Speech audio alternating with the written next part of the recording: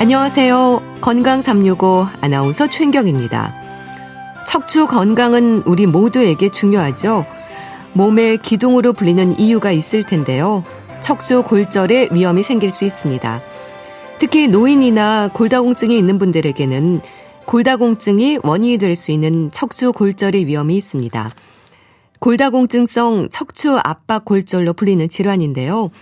골다공증에 척추 압박 골절까지 더해지면 치료는 어떻게 진행될까요? 치료 후에도 살펴야 하는 부분이 많지 않을까요? 잠시 후에 알아봅니다. 그리고 오늘 약이 되는 약 이야기에서는 여러 이유로 생길 수 있는 상처에 대한 관리에 대해 살펴보겠습니다. 건강 365 시야의 처음 그 자리에 듣고 시작하겠습니다. KBS 라디오 건강 365 함께하고 계십니다. 골다공증이 확인된 분들은 일상이 늘 조심스럽습니다. 작은 충격에도 골절 사고로 이어질 수 있기 때문인데요. 다친 것도 아닌데 이유 없이 허리 통증이 계속되기도 합니다. 척추 압박 골절의 위험인 거죠. 방치하면 척추뼈가 변형될 수도 있다는 지적인데요. 가톨릭대 인천 성모병원 정형외과 최지욱 교수에게 도움 말씀 듣겠습니다. 교수님 안녕하세요. 네, 안녕하세요. 네, 반갑습니다. 골다공증이 있는 분들은 뼈가 너무 약한 상태잖아요. 삐끗하는 작은 충격에도 골절로 이어지는 경우가 많은 걸로 알고 있습니다. 실제로 많이 그런가요? 네, 정확하게 보신 겁니다. 네. 건강한 뼈를 단면으로 잘라보면 벌집처럼 촘촘한 구조가 꽉 차 있어요. 네. 그런데 골다공증이 진행된 뼈를 보면 그 벌집 구조가 무너지고 성긴 스펀지처럼 되어 있습니다. 마치 속이 꽉 찬 나무 기둥과 오랜 세월로 속이 비어버린 나무 기둥의 차이라고 보시면 됩니다. 네. 당연히 작은 충격에도 부러지기 훨씬 쉽겠죠. 그래서 국민건강보험공단과 대한골대사학회가 공동 발간한 자료에 따르면 네. 2022년 기준 골다공증성 골절 환자가 약 43만 명에 달하고 20년 전인 2002년에 약 9만 명에 비교하면 약 4.5배가 증가한 수치인데요. 연평균 7.8%씩 꾸준히 늘고 있다는 뜻이니 이제는 결코 남의 일이 아니라고 볼 수 있습니다. 그렇네요. 그런데요, 넘어지거나 삐끗한 것도 아닌데 일상에서 허리 통증이 계속되는 경우도 있거든요. 나이 들어서 그렇다는 생각도 하는데 골다공증성 척추 압박 골절의 위험이 의심될 수 있다면서요. 네, 바로 이 부분이 이 질환에서 가장 중요하고 또 네. 가장 위험한 부분입니다. 네. 골다공증성 척추 압박 골절은 외상이 있는 경우도 많지만 환자 본인이 기억하지 못할 정도로 경미한 충격에도 발생할 수 있습니다. 즉 다쳤다는 인식 자체가 없는데 네. 이미 척추뼈가 내려앉아 있는 상황인 거죠. 이런 경우 단순히 나이 들어서 허리가 아프겠지 하고 방치하는 분들이 굉장히 많습니다. 네. 이렇게 방치하는 것이 아주 위험한 결과로 이어질 수 있어서 네. 원인 불명의 허리 통증이 1, 2주 이상 지속된다면 반드시 진단을 받아보셔야 합니다. 네. 그럼 우선 압박 골절이라는 말에 대한 설명부터 해 주셔야 될 것 같은데요. 어떤 의미인가요? 네, 척추는 이제 목에서 꼬리뼈까지 총 26개의 뼈가 탑처럼 쌓여있는 구조입니다. 네. 각 뼈를 척추체라고 부르는데 이 척추체는 원통형 기둥처럼 위아래에서 오는 압력을 버텨주는 역할을 해요. 척추 압박 골절이란 눌리는 힘, 즉 압박력에 의해서 척추뼈가 골절이 발생하는 질환으로 네. 척추뼈가 눌리듯이 골절되는 것이 특징입니다. 근데 골다공증은 노년기 골절의 가장 큰 원인으로 지적이 되기도 하잖아요. 사고가 아니더라도 재채기로도 척추뼈가 내려앉을 수 있다고 하는데 좀 얼른 이해하기 힘듭니다. 골다공증의 정도가 어느 정도면 이런 상태가 되는 건가요? 처음 들으면 이 과장처럼 들리시겠지만 네. 실제 임상에서 정말 자주 보는 상황입니다. 그렇군요. 재채기를 할 때 아무래도 흉곽에 가해지는 순간적인 압력이 상당히 큰데요. 네. 건강한 뼈라면 충분히 버티지만 골다공증으로 내부 구조가 심각하게 약화된 척추뼈는 네. 그 순간의 압력을 감당하지 못합니다. 실제로 외래에서도 살짝 엉덩방아를 찌운 경우 혹은 네. 뚜렷한 외상 없이 침상에서 일어난 후에 통증이 지속돼서 내원하신 분들 중에서도 척추 압박 골절이 확인되는 경우가 종종 있습니다. 네. 우리가 건강검진에서 골밀도를 확인을 하잖아요. 그러면 골밀도 수치로 볼 때 위험 정도에 따른 단계가 있는 건가요? 네, 명확한 기준이 있습니다. 검진 결과지에서 T 점수라는 수치를 보신 적이 있으실 텐데요. 네. 이게 바로 골다공증 진단의 핵심 지표입니다. T 점수가 마이너스 1 이상이면 정상이고 마이너스 1에서 마이너스 2.5 사이면 골감소증, 마이너스 2.5 이하면 골다공증으로 분류합니다. 그런데 여기서 많은 분들이 실수를 하세요. 마이너스 2.5보다 수치가 좋으면 나는 괜찮다고 안심하는 건데요. 그런데 그렇지가 않습니다. 골감소증 단계에서도 이미 골절 위험은 올라가 있는 거거든요. 이게 왜 중요하냐면 2001년에 미국에서 폐경후 여성 약 20만 명을 대상으로 한 대규모 연구가 있었습니다. 그 연구에서 아주 흥미로운 사실이 밝혀졌는데요. 골다공증 환자 한 명 한 명의 골절 위험은 훨씬 높지만 골감소증 환자가 골다공증 환자보다 약 5배 많다 보니 실제로 골절이 가장 많이 발생하는 집단은 골다공증이 아니라 골감소증 환자들이었습니다. 쉽게 말씀드리면 위험한 사람 10명보다 덜 위험한 사람 50명 쪽에서 골절이 더 많이 생긴다는 것이죠. 네. 골감소증 단계에서부터 조심을 해야 된다는 건데요. 골다공증성 척추 압박골절이 발생하면 어느 부위로 통증을 느끼나요? 주로 골절이 발생한 척추 부위 주변에서 통증을 느끼시는데 허리뼈와 등뼈, 즉 흉추와 요추 부위에서 가장 많이 발생합니다. 척추 압박골절이 발생하면 대개의 경우 다리로 통증이 내려오지는 않고 흉곽이나 복부 쪽에도 통증이 동반될 수 있습니다. 그래서 허리가 아프면서 갈비뼈 쪽이나 옆구리가 당기거나 아프다고 하시는 분들도 있고 심지어 배가 아프다고 소화기내과를 먼저 찾아가시는 분들도 있습니다. 통증이 이제 한 군데만 깔끔하게 오는 게 아니라 다양한 방향으로 퍼지는 특성이 있기 때문에 진단이 늦어지는 원인이 되기도 합니다. 네. 뭐 허리, 등, 복부, 옆구리 쪽까지 통증이 올 수도 있다고 하셨는데 그런데 노인들은요. 허리 통증으로 얘기하시는 경우가 많을 것 같은데 어떨까요? 맞습니다. 노인 환자분들이 병원에 오실 때 그냥 허리가 아파요라는 한마디로 표현하시는 경우가 정말 많습니다. 왜냐하면 허리, 엉덩이, 옆구리 통증이 경계 없이 뭉뚱그려서 느껴지거든요. 게다가 고령이신 분들은 원래 여러 군데가 아프신 경우가 많아서 새로 생긴 통증이 기존 통증 속에 묻혀버리는 경우도 많습니다. 네, 어디가 아픈지 정확하게 좀 표현을 하셔야 될 것 같기도 한데요. 골다공증이 노화와도 연관이 있어서 이런 척추 압박골절이 발생해도 단순히 나이 탓으로 생각하는 분들도 많지 않을까 싶은데 어떨까요? 네, 그게 가장 안타까운 부분입니다. 나이 들면 다 아픈 거지라는 생각이 치료의 황금 시간을 놓치게 만듭니다. 물론 노화에 따른 일반적인 허리 불편감은 있을 수 있습니다. 그런데 압박골절로 인한 통증은 그것과는 확연히 다릅니다. 갑자기 통증 강도가 달라지거나 아니면 특정 자세에서 극심하게 아프거나 기침이나 지치기만 해도 허리에 전기가 오는 것 같다면 그건 나이 탓이 아닐 확률이 높습니다.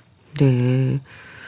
심지어 자세를 바꾸거나 앉았다 일어설 때도 통증을 느낀다면서요? 네, 이게 압박골절 통증의 매우 특징적인 증상입니다. 척추뼈 자체가 불안정한 상태가 되다 보니까 자세가 바뀔 때마다 그 불안정한 뼈에 힘이 가해지면서 극심한 통증이 오는 건데요. 척추 압박골절의 주요 증상은 심한 통증인데 특히 척추 자체가 불안정하기 때문에 움직이거나 자세를 바꿀 때 많은 통증이 발생하게 되는 것입니다. 의자에 앉아있다가 일어서는 순간, 누웠다가 몸을 돌리는 순간, 차를 타고 내리는 순간처럼 동작이 전환되는 순간에 날카로운 통증이 발생하는 게 특징입니다. 네. 자세가 바뀔 때마다 이제 날카로운 통증, 아프다고 하셨는데요. 이런 일이 반복되면 움직임에 좀 소극적이 될 수밖에 없을 것 같은데 통증의 강도는 어느 정도일까요? 그래도 참을만 한가요? 네. 참을만 하지는 않습니다. 그렇군요. 골다공증성 척추 압박골절 환자 대부분이 앞서 말씀드렸듯이 거동 및 자세 변화 시 악화되는 중증의 통증이 대표적으로 발생하는데요. 특히 급성기에는 척추 자체에서 오는 통증에 더해서 골절 주변 근육이 보호 반응으로 심하게 경직되면서 통증이 배가 됩니다.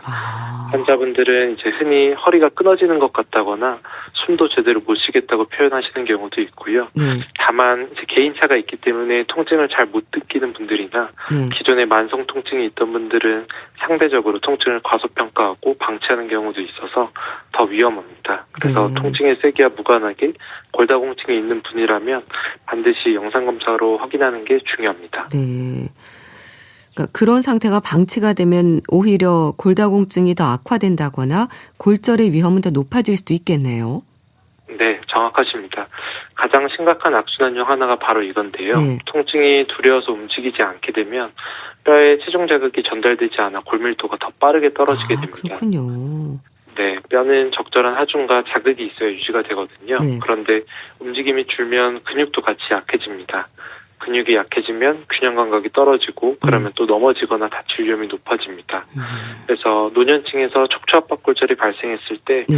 보존적 치료를 위해 오랫동안 침대에 누워 지낼 경우 심폐 기능이 떨어질 수 있고 욕창, 폐렴, 요로 감염 등의 합병증을 발생시킬 수 있어서 네. 각별히 주의해야 합니다. 네. 척추뼈가 변형될 수도 있다고 하던데 그런가요? 네, 이건 아주 중요한 합병증입니다. 척추뼈가 골절돼서 내려앉으면 원래 네모 반듯한 기둥 모양이어야 할 척추체가 앞쪽이 낮고 뒤쪽이 높은 쐐기 모양으로 변형됩니다. 네. 골다공증성 척추 압박골절이 제대로 치료가 되지 않는다면 척추체의 붕괴와 더불어서 허리가 앞으로 휘는 후만 변형이 발생할 수 있습니다. 네. 허리가 앞으로 휘는 후만 변형이 발생할 수 있다라고 하셨는데요. 예를 들면 척추가 앞으로 굽어지는 척추 후만증이 생길 수도 있다는 건가요? 네, 맞습니다. 흔히 어르신들이 허리가 많이 굽어지는 현상을 단순히 노화로 생각하시는데 네. 실제로는 수년에 걸쳐서 누적된 척추 압박골절의 결과인 경우도 상당히 많습니다. 척추 압박골절을 제대로 치료하지 않고 방치하면 네. 등이 굽어서 척추 후만증으로 진행될 수 있고 심한 경우 하지마비 등의 후유증이 발생하기도 합니다. 그래서 척추 후만증이 생기면 겉에서 보이는 외모 변화만의 문제가 아니라 네. 굽은 척추가 이제 내장 기관을 압박해서 소화장애, 호흡곤란이 생기고 중심 무게가 아무래도 앞으로 쏠리다 보니까 낙상 위험도 폭발적으로 증가하게 됩니다. 네. 또 그럼 그런 상태가 되면 허리 통증은 통증대로 계속되고 또 다른 척추 압박골절을 유발할 수도 있습니까? 네, 바로 그겁니다. 이걸 의학적으로 연쇄골절이라고 부르는데요. 네. 골다공증성 척추 압박골절에서 가장 두려운 시나리오 중 하나입니다. 한마디 척추뼈가 내려앉아서 척추가 변형되면 네. 그 위아래 척추뼈에 집중되는 부하가 비정상적으로 증가합니다. 이미 골다공증으로 약해져 있는 인접 척추뼈는 그 증가된 하중을 버티지 못하고 또 골절이 되게 되고요.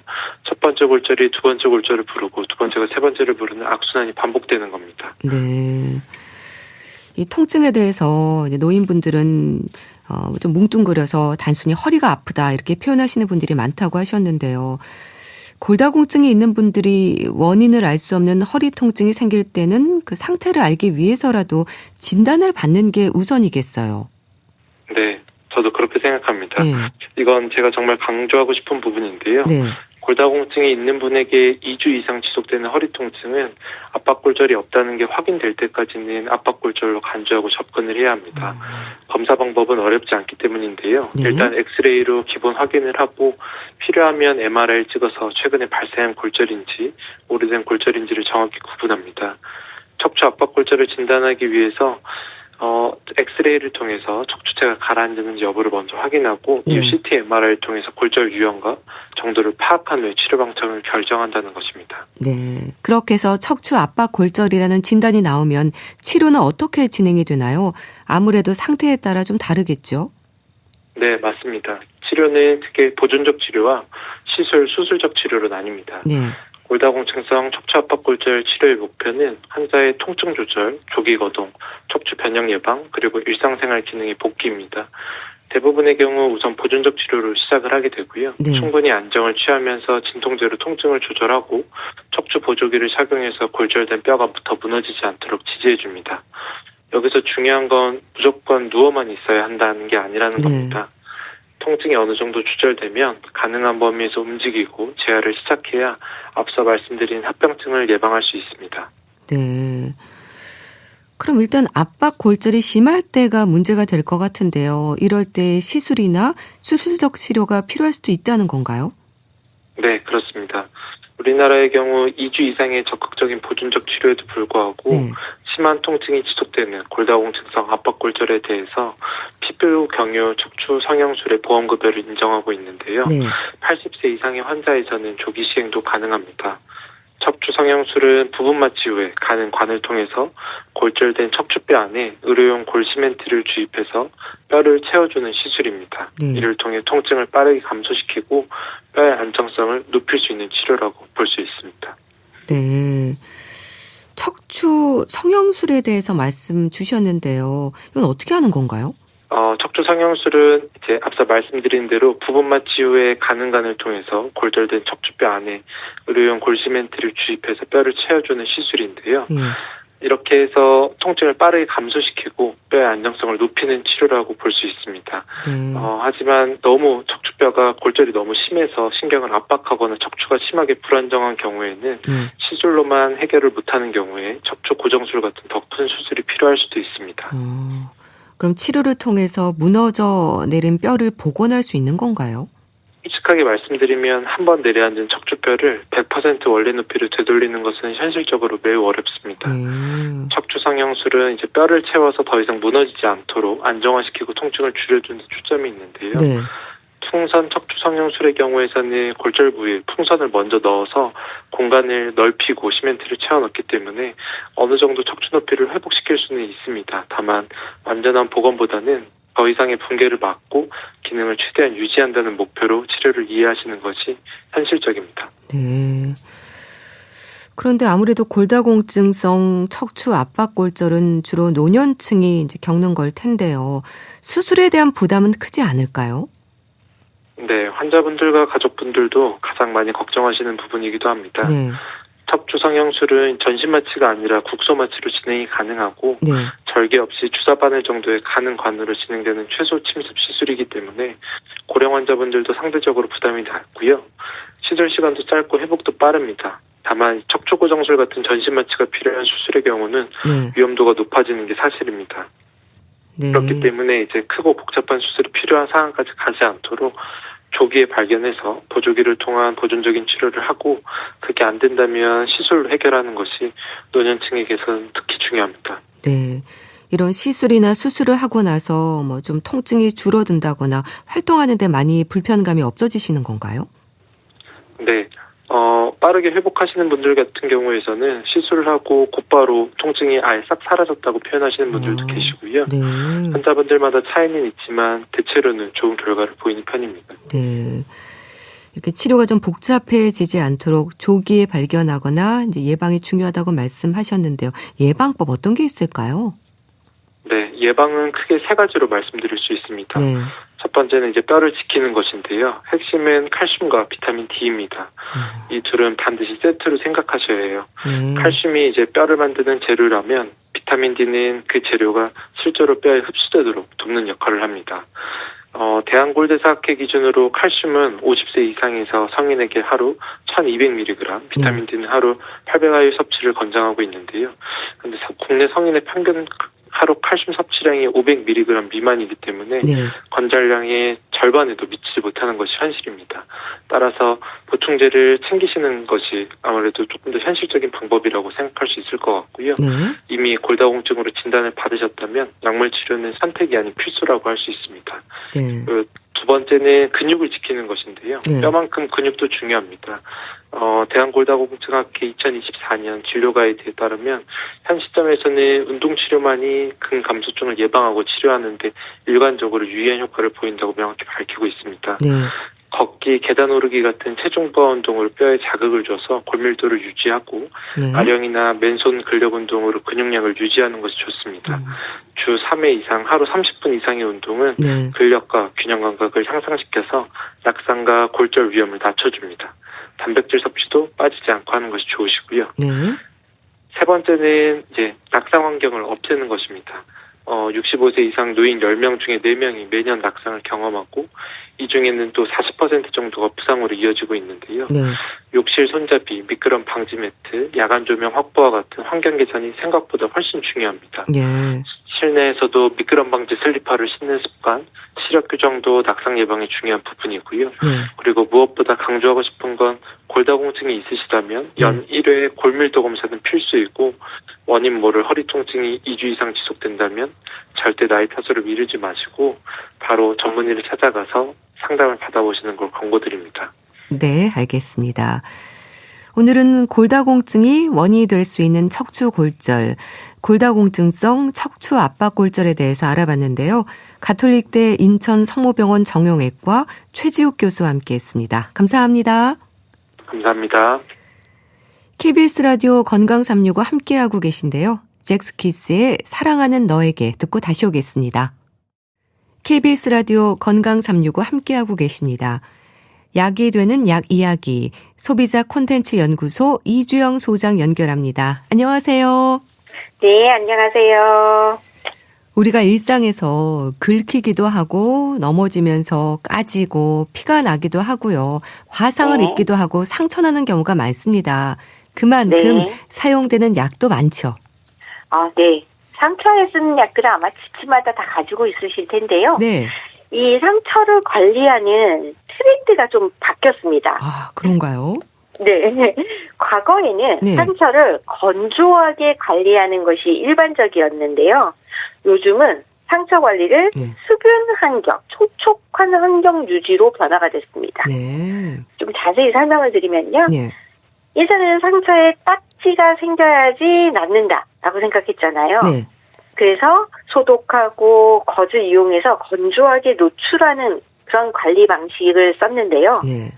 지금은 하이드로콜로이드, 폼 드레싱 등을 사용해서 상처 부위의 진물, 예를 들어 삼출물인데요. 이 삼출물을 유지하도록 하는, 딱 가둬놔서 얘네들이 건조해지지 않게 수분한 드레싱으로 변화를 했습니다.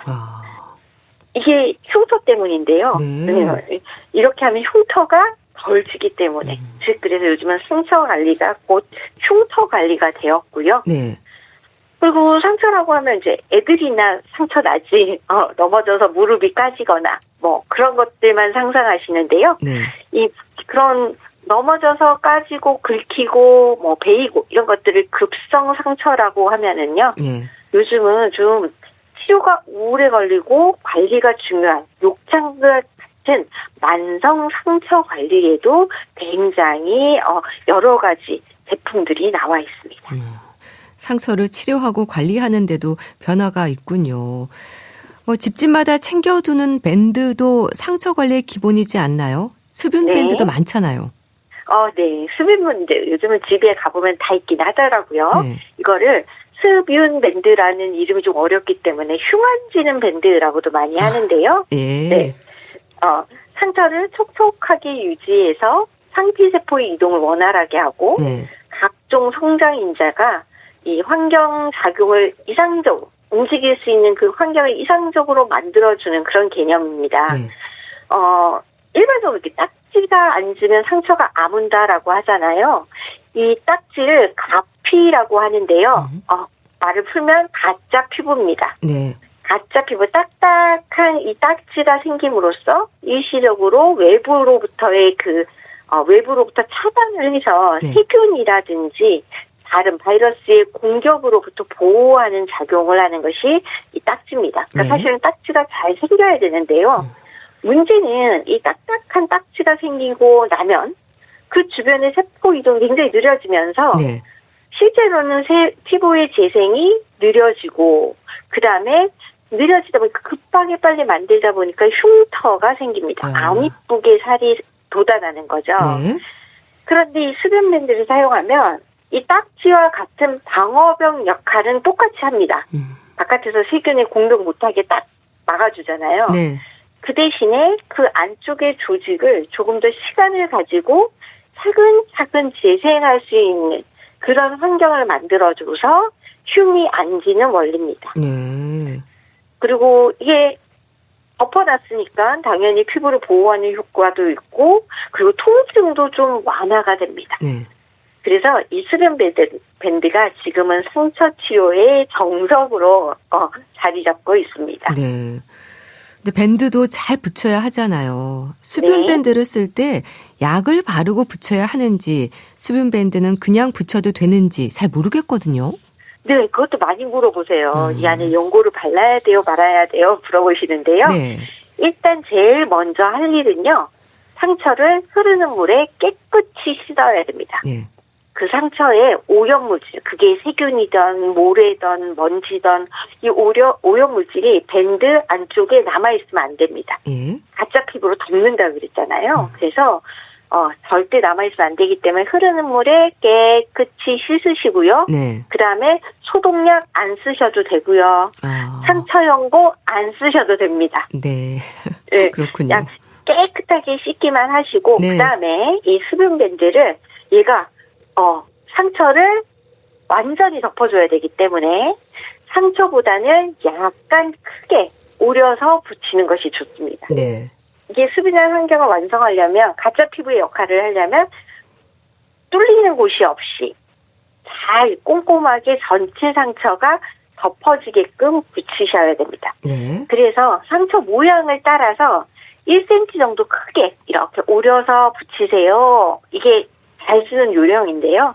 이게 귀찮다고 그냥 큰 거를 그냥 그대로 네모나게 그냥 딱 붙이시면 상처가 아닌 부위는 이게 굉장히 가려워지고 알레르기가 생기고 숨을 못 쉬어서 답답해집니다. 네.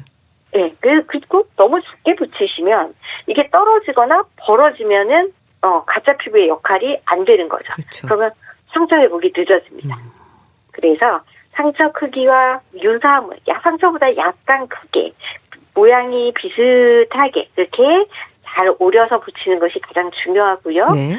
일단 딱 붙이고 나면 2, 3일 동안 유지해야 됩니다. 네. 이게 하얗게 부풀어 오릅니다. 젤 상태로 변하거든요. 근데 그대로 꼭 참고 두셔야 됩니다. 여기 참아야 되는 거군요. 네네. 이거 진물이니까 이거 다 닦아내야 되는 거 아니야?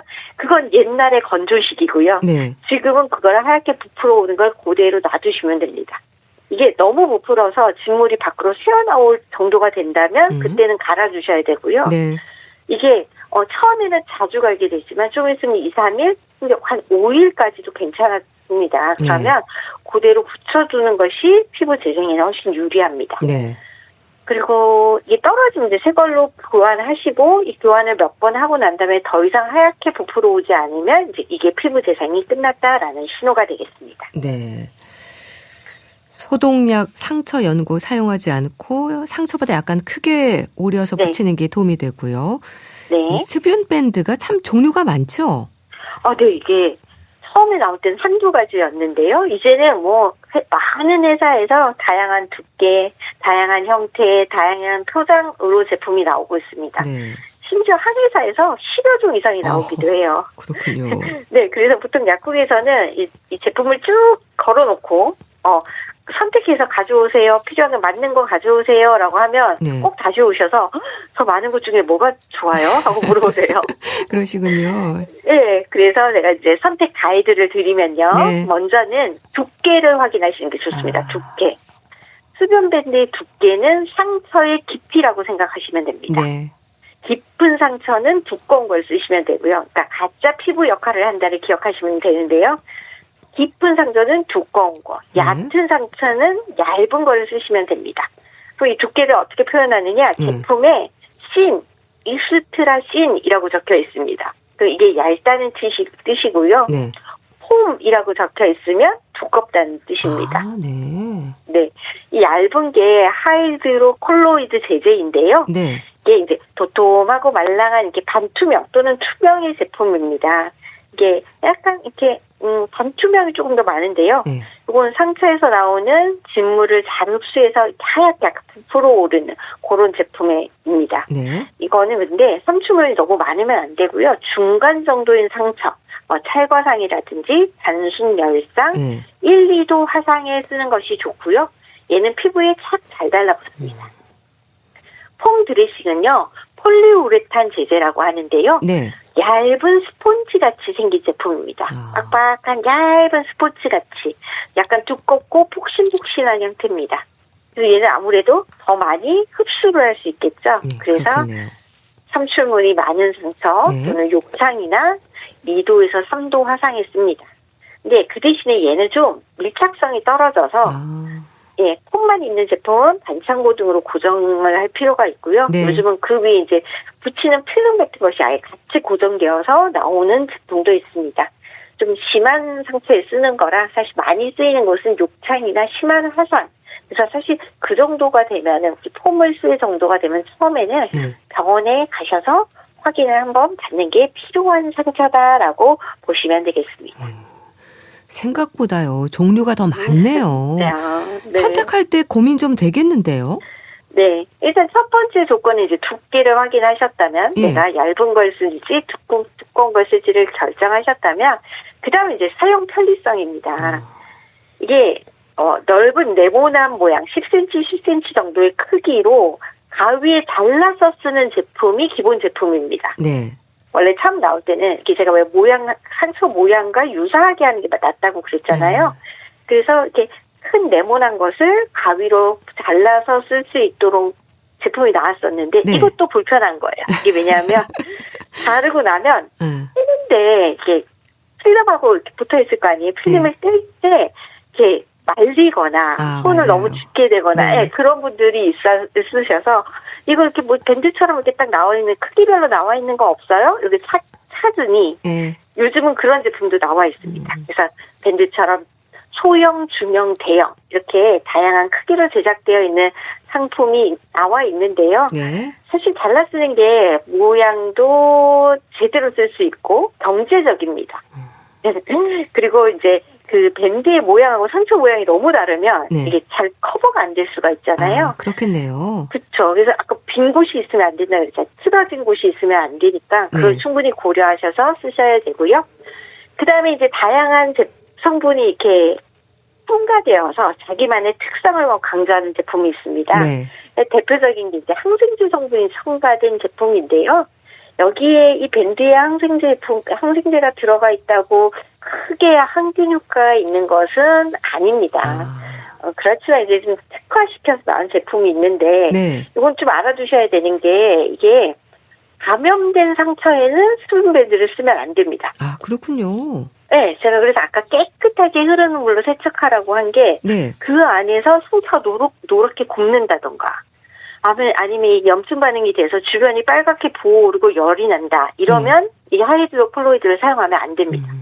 균을 가둬버리는 거잖아요. 그 안에. 네. 그래서 염증이 더 심해질 수 있기 때문에 이게 감염증이 의심되는 그런 상황에서는 쓰지 않아야 되고 그다음에 붙이고 있더라도 혹시 이렇게 노랗게 굵은 황색을 띠거나 아니면 초록색이 띠는 그런 진물이 계속 흐른다? 그러시면 그때는 떼어내시고 염증 치료를 해야 합니다. 그런데 밴드에도 자극을 느끼는 경우가 있거든요. 알레르기 반응도 생길 수 있지 않나요? 예. 이 하이드로콜로이드나 그러니까 포기우레탄 자체에 알러지 있는 분은 별로 없는데요. 접착제 성분에 알러지 있는 경우가 꽤 많습니다. 그렇죠. 예. 어쨌든 걔가 피부에 붙어 있어야 되니까. 그렇겠네요.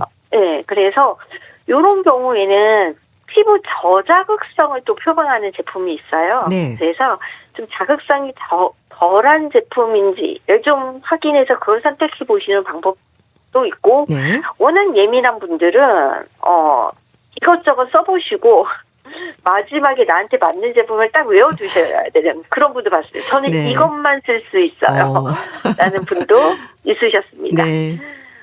그리고 자외선 차단 기능이 있는 게 요즘 꽤 보이더라고요. 그래서 이것도 뭐지? 이게 가려만 줘도 사실은 자외선 차단이 되는데 아마 이제 실험을 통해서 이 제품이 자외선 차단 효과가 있다는 걸 인증받고 나서 그걸 이제 제품에다 쓴 것 같은데요. 아무래도 자외선 차단 기능이 있는 것들은 얼굴처럼 계속 노출된 상처에는 사용하면 더 좋을 것 같아요. 그리고 액티브라고 적혀있는 제품이 있는데요. 이거는 잘 안 떨어지는 제품이어서 굴곡진 부위, 예를 들어 무릎 까진 곳. 이 무릎 까진 곳이요. 뭘 붙여도 잘 떨어집니다. 그렇죠. 그렇죠. 얘 자꾸 움직여야 되니까. 그래서 그럴 때는 이 액티브 제품을 선택하시면 더 좋고 그다음에 특이하게 액상으로 나온 제품도 있습니다. 꼭 매니큐어처럼 생겼는데요. 하이드로 겔이라는 제품인데 액상으로 이렇게 바르면 얇은 막을 형성합니다. 그래서 얘는 어디 좋냐면 밴드 붙이기 참 어려운 손끝 등의 상처, 손톱 주변, 손끝 이런 데는 밴드가 가만히 있지 않잖아요. 그리고 특히나 이 수변 밴드를 붙이기가 어렵거든요. 그래서 그런 부위를 생각해서 나온 게 액상으로 된 제품도 있다. 알아두시면 좋겠습니다. 또 상처 관리에 있어서 연고는 어떻습니까? 네. 상처 연고 집집마다 다 있습니다. 네, 그렇죠. 상처 연고라고 하면 보통 항생제 연고를 말합니다. 네. 후시딘산 또는 무피로신 같은 성분의 항생제가 들어가 있는 연고, 단일 성분인 연고도 있고 복합제 연고도 있는데요. 네. 이 항생제 성분은 2차 세균 감염을 예방하고 감염 치료를 하는데 사용합니다. 하루에 한두 번 쓰시면 되고 네. 며칠 쓰는 경우도 있고 몇 주를 쓰는 경우도 있습니다. 일반적인 상처, 종기, 농가진 같은 피부 감염증에 사실 널리 사용할 수 있어서 적응증에 보면 굉장히 여러 가지가 적혀 있습니다. 네. 주의할 거는 이 제품은 절대 눈에 들어가면 안 되고요. 그다음에 점막, 코 안이라든지 네. 눈 안이라든지 이런 점막에는 사용하시면 안 됩니다. 항생제 단일 성분이 들어가 있는 연고도 있고요. 네. 복합제도 있는데요. 복합제는 상처 치유를 촉진하는 추출물, 센텔라 아시아티카라는 이 식물 추출물이 있는데요. 네. 이 성분이 복합되어 있으면 살이 잘 돋는다. 이런 이야기를 쓰고요. 네. 그다음에 스테로이드제인데 염증을 빨리 가라앉히는 하이드로코르티손을 추가해서 이 염증 때문에 가렵거나 피부염이 같이 동반됐을 때는 이 복합제가 더 효율적입니다. 네. 그래서 여러 가지 제품이 있기 때문에 필요에 따라서 이렇게 골라서 구매를 하시면 되는데 네. 공통적으로 좀 알아두셔야 될 거. 이게 상처 연고는 필요할 때만 눈에 보이고 상처가 없을 때는 그냥 냅둡니다, 보통. 그렇죠. 네. 그래서 다들 집집마다 있지만 상태는 좀 다른데요. 이게 연고도 사용 후에 개봉한 후에 일정한 시간이 지나면 폐기를 하셔야 되는데요. 네, 대략 연고의 사용 기한을 한 6개월 정도로 봅니다. 네. 정해진 건 아니지만, 네. 근데 가보면 한 3년 전 날짜가 찍힌 것도 있고요. 네.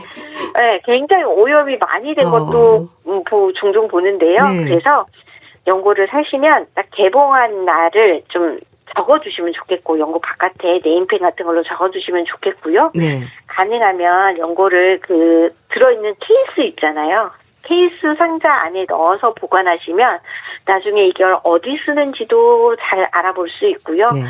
연고 자체가 오염이나 변질되는 것을 좀 막아줍니다. 네.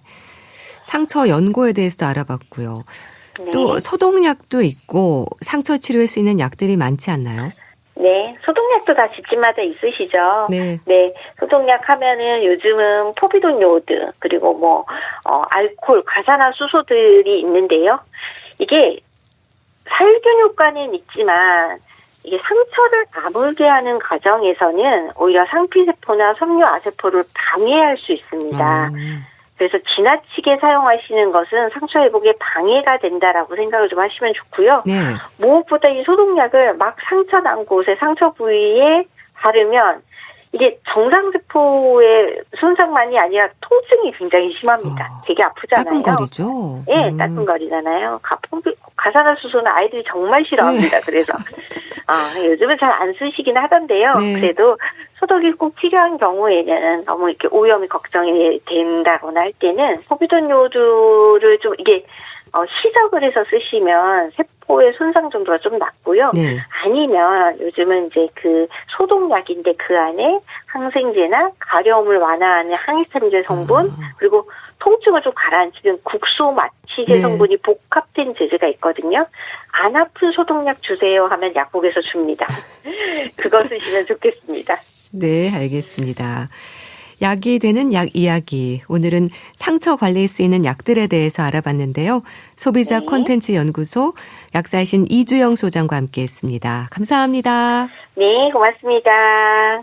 박혜경의 고백 보내드리면서 인사드릴게요. 건강365 아나운서 최인경이었습니다. 고맙습니다.